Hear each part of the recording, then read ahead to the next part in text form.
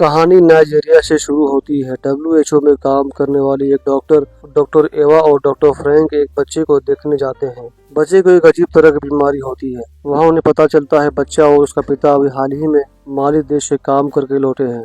माली Nigeria का पड़ोसी देश है। फिर बच्चे की माँ उन्हें बताती है बच्चे का पिता लाइट हाउस में काम करता है, शायद वो वही होगा। डॉक्टर एवा को लगता है ये बीमारी महामारी की तरह है। इससे पहले भी उसे ऐसे 6 केस मिल चुके हैं और ये सारे इन्फेक्टेड लोग माली से आए हुए हैं। डॉक्टर एवा इस बीमारी की जड़ तक जाना चाहती है। डॉक्टर एवा माली देश जाना चाहती है, पर डब्ल्यूएचओ उसे माली जाने की इजाजत नहीं देता क्योंकि वहाँ सीरियल वार चल रहा होता है। डब्ल्यूएचओ अपने लोगों को खोना नहीं चाहता है। डॉक्टर एवा लाइट हाउस में उस आदमी का ब्लड सैंपल लेने जाती है। उसे पता चलता है वो भी इन्फेक्टेड हो चुका है। वो अपना बैग लेने वापस आती है। इधर हम पानी में एक आदमी को देखते हैं। बैग लेते वक्त एक नकाबपोश आदमी और कुछ लोग उस पर हमला कर देते हैं। वो उसे मारने ही वाले होते हैं कि वो लाइफ बोर्ड वाला आदमी उसे लड़कर उसकी जान बचा लेता है। वो लोग उसका बैग लेकर भाग जाते हैं और डॉक्टर एवा बेहोश हो जाती है। जब उसे होश आता है तो वो अपने आप को समुद्र के बीच एक जहाज में पाती है। ये समुद्र में खोज करने वाली एक जहाज होती है जिसका नाम नुमा होता है। यहाँ पर हम देखते हैं डक को जो उस जहाज में काम करता है और पानी से 700 साल पुरानी प्राचीन मूर्ति निकालता है। असल में ये वही है जिसने डॉक्टर एवा की जान बचाई थी और हमारी फिल्म का हीरो भी यही। डक डॉक्टर एवा का हाल चाल पूछता है। एवा कहती है वो अब ठीक है, बस वो अपना बैग उस खतरनाक लोगों से नहीं बचा पाई। डक कहता है शुक्र है तुम्हारी जान बच गई, वरना वो बहुत ही खतरनाक लोग थे। फिर वो काम में लग जाता है। इधर जहाज का मालिक रिटायर एडमिरल सेंडेकर एवा को कॉफी ऑफर करता है। आगे हम देखते हैं एल जो डक का दोस्त होता है वो डक के पास आता है और टाई बांधने की बात करता है, पर डक ओसुडी नाम के एक आदमी से बात करता है। ओसुडी एंटीक चीजों की हेराफेरी करने का काम करता है। लगता है उसके पास फिर कोई एंटीक चीज आई हुई है। एडमिरल म्यूजियम में अपने काम की बात करता है और वो बताता है हम इस देश के सहयोग से बीते हुए कल की खोज करते हैं और वो 700 साल पुरानी किंग बतीन की मूर्ति को लोगों के सामने आम करता है। इधर डक ओसुडी से मिलता है। वो डक को एक सोने का सिक्का देता है। इधर एडमिरल डॉक्टर युवा को ईओ मसार से मिलवाता है। वो कहते हैं इनका अफ्रीका और माली देश में अपना बिजनेस चलता है। ईओ मसार कहता है लगता है माली में प्लेग फैल रहा है।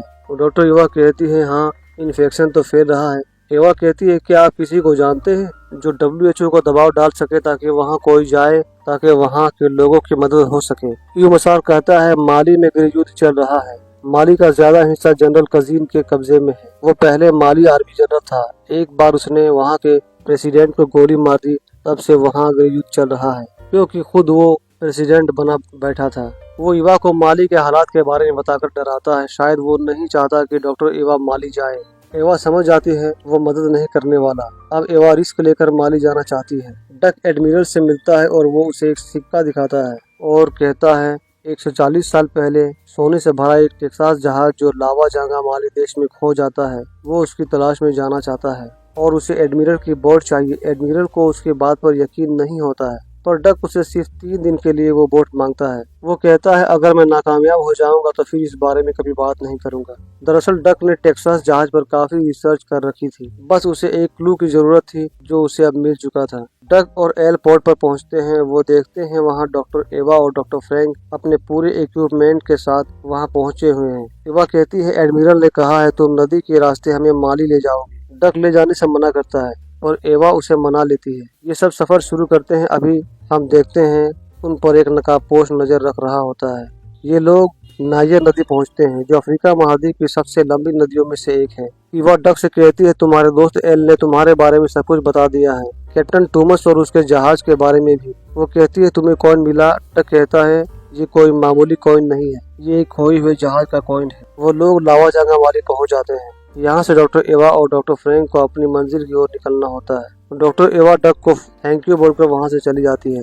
डक उस आदमी के घर जाता है जिसे सोने का सिक्का मिला था, पर उसे वहाँ पता चलता है उस आदमी की 1 हफ्ते पहले ही मौत हो चुकी है। दोनों एक जगह चाय पीते हैं। फिर कुछ देर बाद वो दोनों वहाँ के एक मदरसे में जाते हैं और वहाँ के टीचर से उस खोए हुए जहाज के बारे में पूछते हैं। वो टीचर पूछता है ये कब की बात है और उन दिनों क्या कुछ बड़ा हादसा हुआ था। डक बताता है ये 140 साल पुरानी बात है, उन दिनों एक बड़ा तूफान आया हुआ था। फिर वो टीचर कुछ पुराने दस्तावेज देखकर बताता है तूफान के 6 दिन बाद नाइजर नदी पर एक काला जहाज आगे चलता ही जा रहा था, फिर वापस कभी नहीं आया। वो एक भूतिया जहाज था। फिर वो आगे बढ़ते हैं। वो नदी में स्कैनर चलाते हैं। इधर ईओ मसार कर्नल कजीन से मिलता है और उसे एक बंदूक गिफ्ट करता है और कहता है यहाँ कुछ डॉक्टर आ रहे हैं, तुम उन्हें ठिकाने लगा दो, वो यहाँ तक नहीं आना चाहिए। डक का दोस्त नदी से स्कैनर बाहर निकलता है पर उसमें लाल काई का परत चढ़ा हुआ था। वो लोग लाल रंग देखकर आश्चर्य में पड़ जाते हैं। वो लोग इसका सैंपल ले लेते हैं। तभी वो देखते हैं कर्नल कजीन के आर्मी सामने आते हैं और उन्हें बोर्ड बंद करने को कहते हैं। फिर वो उन्हें वार्निंग देते हैं और डॉक्टर एवा के बारे में पूछने लगते हैं, पर वो बोट भगाने लगते हैं। लेकिन गोलियां चलने की वजह से बोट का इंजन बंद हो जाता है। फिर वो लोग बोट को ब्लास्ट कर देते हैं और वो बच जाते हैं। फिर नदी से निकलकर वो एक घर में चले जाते हैं। डक बताता है अब वो एसएलआर जाने वाले हैं क्योंकि डॉक्टर एवा भी उसी तरफ गई है। डॉक्टर एवा किसी खास चीज के पीछे पड़ी है क्योंकि कजीन के लोग डॉक्टर एवा को ढूंढ रहे थे।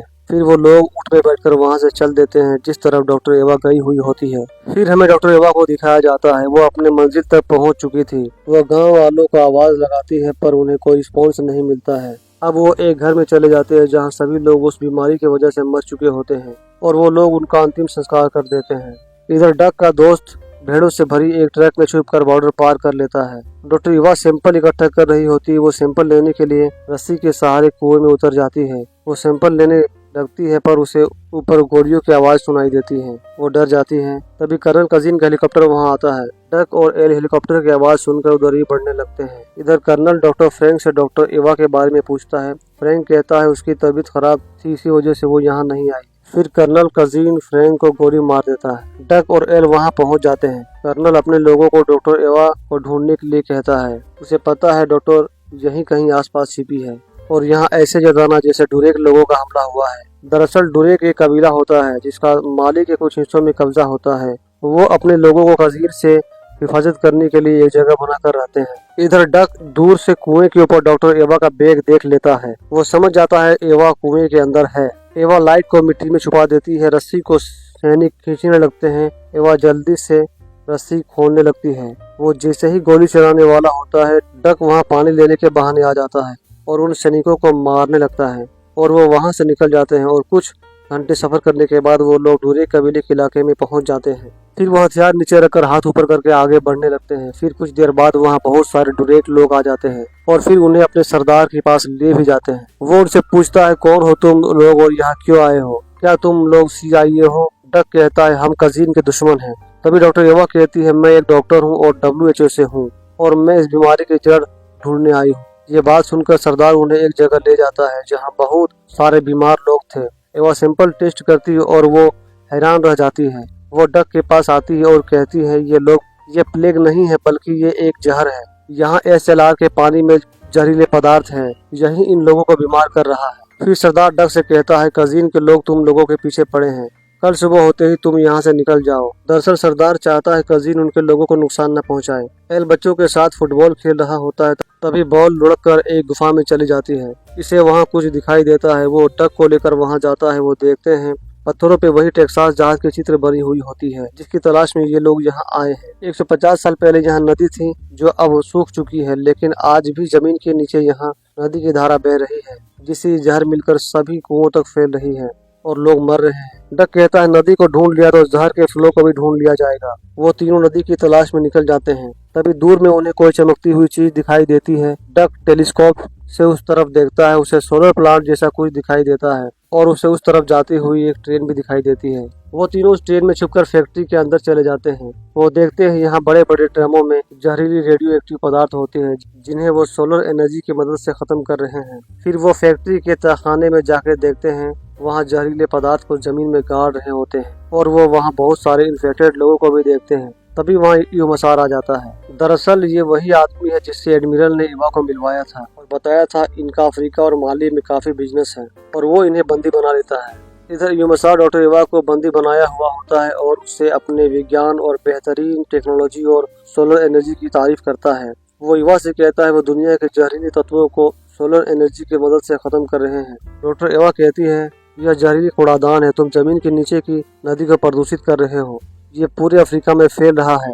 फिर वो डॉक्टर एवा को ले जाने के लिए कहता है ये वही नकाब वाला आदमी है जिसने एवा पर हमला किया था और उसका पीछा कर रहा था। दरअसल ये ईओ मसार का ही आदमी है। वहीं डक और एल को कर्नल कजीन के पास ले जा रहे होते हैं। डक को स्क्रू दिखता है और वो सोने के कॉइन से उसे खोलकर अपने आप को अलग कर लेता है और ये लोग रेगिस्तान में चलते जाते हैं। हथकड़ी से बंधे होने के कारण ठीक से ये चल भी नहीं पा रहे थे, इसीलिए वो टीन के ढांचे को खींचने लगते हैं। इधर यूमसार कर्नल कजीन से कहता है हमें कुछ दिनों के लिए कचरा फेंकना बंद कर देना चाहिए, लेकिन कजीन कहता है तुम कुछ भी करो, मुझे मेरा पैसा मिलते रहना चाहिए। और कर्नल अपनी पूरी सेना के साथ डक को ढूंढने निकल जाता है। इधर डक और एल की हालत खराब हो जाती है और वो गिर जाते हैं। उन्हें पास में एक खराब प्लेन दिखता है। प्लेन के अंदर पुराने टूल किट्स है जिसके मदद से वो लोग प्लेन को ठीक कर लेते हैं। यानी ये लोग मुसीबतों का सामना करते हुए आगे बढ़ते ही जा रहे थे। वो हवा के जरिए प्लेन को चलाने लगते हैं और प्लेन एक घर में घुस जाता है। डक एडमिरल को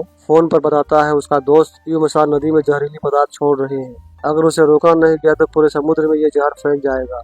एडमिरल उसे बताता है कर्नल कजीन उसे खोज रहा है। डक सोने के सिक्के के बदले एक गाड़ी लेता है और डुरेक के सरदार के पास पहुंच जाता है। डक उससे कजीन से लड़ने के लिए मदद मांगता है। डुरेक का सरदार कहता है हमारे पास कजीन जैसे आधुनिक हथियार नहीं है, हमारे लोगों ने गरीबी और भुखमरी देखी है, मैं अपने लोगों को परेशानी में नहीं डाल सकता। और वो साथ देने से मना करता है, पर वो अकेले जाने के लिए राजी भी हो जाता है। फिर वो यूमसार के फैक्ट्री में जाते हैं। यूमसार के गार्ड को लगता है कर्नल कजीन आ रहे हैं और वो अंदर चले आते हैं। वो लोग गार्ड को गन पॉइंट पे ले लेते हैं। यूमसार इन्हें देख लेता है। वो लोग अंदर जाकर देखते हैं वहाँ कोई नहीं होता है। असल में ये लोग नेवी में एक्स सोल्जर रह चुके होते हैं। वो वहाँ सोल्जर वाला दिमाग लगाते हैं। वो समझ जाते हैं यूमसार इस पूरे फैक्ट्री को उड़ाने वाला होता है। वो लोग फैक्ट्री के सेंटर पॉइंट में रखे बारूद को खोजने की बात करते हैं। एल कहता है मैं बारूद ढूंढता हूँ, तुम डॉक्टर एवा को ढूंढो। इधर डुरेक का सरदार वहाँ काम कर रहे अपने लोगों को लेकर वहाँ से चला जाता है जिनको बंदी बनाया गया था। वहीं एल बारूद कहाँ है पता लगा लेता है। यूमसार डॉक्टर एवा को हेलीकॉप्टर में अपने साथ ले जाने लगता है।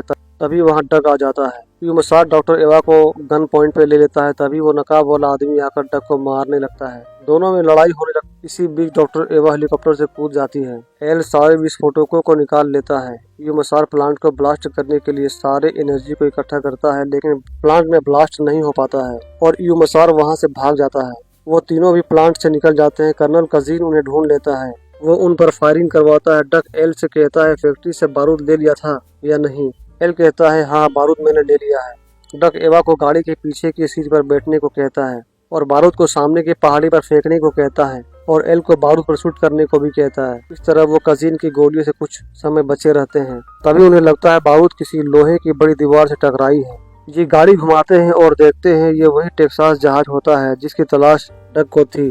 डक ने इस जहाज पर काफी रिसर्च किया हुआ था और इसी जहाज को ढूंढने वो यहाँ माली आया हुआ होता है। वो तीनों उस जहाज के अंदर चले जाते हैं, लेकिन कर्नल की बुलेट जहाज के अंदर भी चली जाती है। तभी डग आसपास की चीजों को जमा करने लगता है और उसे एक तोप दिख जाती है। एल कहता है ये तोप नहीं चलने वाली क्योंकि ये बहुत पुरानी तोप है। डग कहता है हमें कोशिश तो करनी चाहिए, शायद ये चल जाए। वो गेट खोलते हैं पर गेट खुलता नहीं है। एल गेट खोलने के लिए बाहर जाता है। कजिन उस पर गोली चला देता है। एल अंदर आ जाता है और इस बार कहता है भाई मेरे तुम चले जाना अगली बार। फिर एवा उन्हें सामने देखने बोलती है। बहुत सारा टैंक इनके सामने आ जाते हैं। अब ये इन टैंकों का सामना कैसे करे क्योंकि इनके पास ना तो हथियार है और ना ही लोग। डक कहता है अगर हम कर्नल कजीन को ही मार डालें तो ये सारे लोग हथियार डाल देंगे। वहीं कजीन के आर्मी टैंक से इनके ऊपर हमला दागते हैं। तभी डक को वहाँ एक सोने का सिक्का दिखता है और वहाँ बहुत सारे सोने के सिक्के भी होते हैं। दरअसल इन्हें इसी खजाने की तलाश थी जो अब इनके पास था। फिर वो लोग तोप को नली को बाहर कजीन के हेलीकॉप्टर को निशाना लगाते हैं। डक जैसे ही फायर करता है तो रस्सी टूट जाती है। फिर डक एक बार और फायर करता है तो इस बार तोप का गोला सीधा जाके कर्नल कजीन के हेलीकॉप्टर के अंदर गिरता है, जिससे हेलीकॉप्टर ब्लास्ट हो जाता है और कजीन वहीं मारा जाता है। और वो लोग खुश हो जाते हैं और कर्नल कजीन की सारी सेना हथियार डाल देती है और सरेंडर भी कर देती है। डुरेक कबीले के लोग पहाड़ से कजीन के मौत का जश्न मनाने लगते हैं। आगे हम देखते हैं उस खजाने को वो लोग उसी गुफा में छुपा देते हैं जिस गुफा में उन्हें टेक्सास जहाज की